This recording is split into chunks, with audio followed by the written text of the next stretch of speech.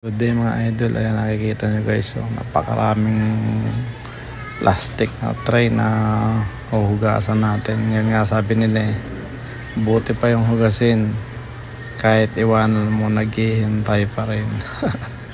So, grabe talaga ang ano nito, lalo kung ang ano nito kare-kare o kung ano mang yung masebong ano talaga na baka kapit na kapit, ay grabe, lalo pag natanggal na yung pinaka top coat niya guys, hirap hugasin. Kaya dapat talaga may mainit na tubig lagi yung gripo natin. Hindi naman tumatagal tagal yung hot water natin dyan sa gripo, kaya kailangan may stock talaga tayo, kasi pag natanggal na yung pinaka top coat niya, hirap ng baklasin talaga.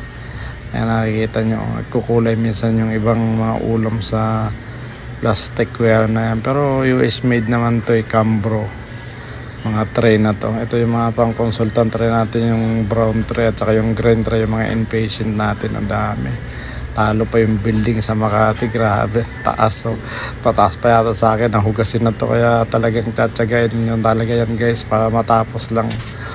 Grabe, tambak ang hugasin. Ito yung pampasyente lang natin yan, yung ibang brown tray for consultant kunti lang yan. Tsatsagain mo talaga para lang maging malinis. Sterilize pa natin yan after natin kaya kailangan talagang simutin yung mga gilid-gilid na yan, kasi kailangan nating malinis, pupunasan pa diretso yan isa-isa. Kaya talagang ang trabaho tiyagain talaga, hindi lahat ng trabaho madali.